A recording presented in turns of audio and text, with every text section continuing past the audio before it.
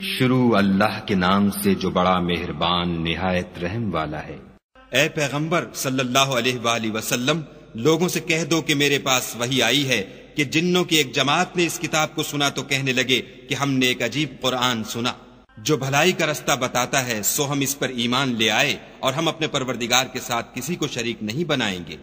اور یہ کہ ہمارے پروردگار کی عظمت شان بہت بڑی ہے، وہ نہ بیوی رکھتا ہے نہ اولاد، اور یہ کہ ہم میں سے بعض بے وقوف خدا کے بارے میں جھوٹ افطرا کرتا ہے، اور ہمارا یہ خیال تھا کہ انسان اور جن خدا کی نسبت جھوٹ نہیں بولتے، اور یہ کہ بعض بنی آدم بعض جنات کی پناہ پکڑا کرتے تھے، اس سے ان کی سرکشی اور بڑھ گئی تھی، اور یہ کہ ان کا بھی یہی اعتقاد تھا جس طرح تمہارا تھا کہ خدا کسی کو نہیں جلائے گا، اور یہ کہ ہم نے آسمان کو ٹٹولا تو اس کو مضبوط چوکیداروں اور انگاروں سے بھرا ہوا پایا، اور یہ کہ پہلے ہم وہاں بہت سے مقامات میں خبریں سننے کے لیے بیٹھا کرتے تھے، اب کوئی سننا چاہے تو اپنے لیے انگارہ تیار پائے، اور یہ کہ ہمیں معلوم نہیں کہ اس سے اہل زمین کے حق میں برائی مقصود ہے یا ان کے پروردگار نے ان کی بھلائی کا ارادہ فرمایا ہے، اور یہ کہ ہم میں کوئی نیک ہیں اور کوئی اور طرح کے، ہمارے کئی طرح کے مذہب ہیں،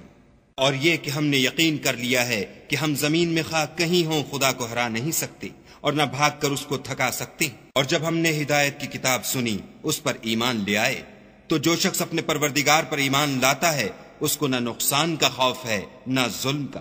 اور یہ کہ ہم میں بعض فرما بردار ہیں اور بعض نافرمان گناہگار ہیں، تو جو فرما بردار ہوئے وہ سیدھے رستے پر چلے اور جو گناہگار ہوئے وہ دوزخ کا ایندھن بنے۔ اور اے پیغمبر صلی اللہ علیہ وآلہ وسلم، یہ بھی ان سے کہہ دو کہ اگر یہ لوگ سیدھے رستے پر رہتے تو ہم ان کے پینے کو بہت سا پانی دیتے تاکہ اس سے ان کی آزمائش کریں، اور جو شخص اپنے پروردگار کی یاد سے منہ پھیرے گا وہ اس کو سخت عذاب میں داخل کرے گا، اور یہ کہ مسجدیں خاص خدا کی ہیں تو خدا کے ساتھ کسی اور کی عبادت نہ کرو، اور جب خدا کے بندے محمد صلی اللہ علیہ وآلہ وسلم اس کی عبادت کو کھڑے ہوئے تو کافر ان کے گرد ہجوم کر لینے کو تھے، کہہ دو کہ میں تو اپنے پروردگار ہی کی عبادت کرتا ہوں اور کسی کو اس کا شریک نہیں بناتا، یہ بھی کہہ دو کہ میں تمہارے حق میں نقصان اور نفع کا کچھ اختیار نہیں رکھتا،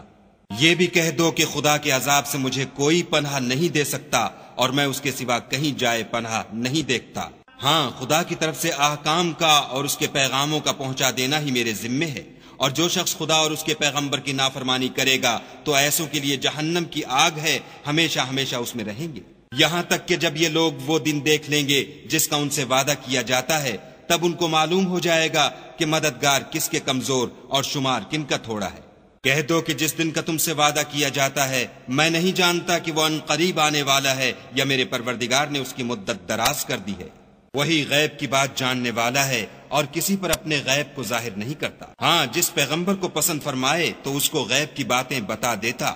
اور اس کے آگے اور پیچھے نگہبان مقرر کر دیتا ہے تاکہ معلوم فرمائے کہ انہوں نے اپنے پروردگار کے پیغام پہنچا دیے ہیں، اور یوں تو اس نے ان کی سب چیزوں کو ہر طرف سے قابو کر رکھا ہے اور ایک ایک چیز گن رکھی ہے۔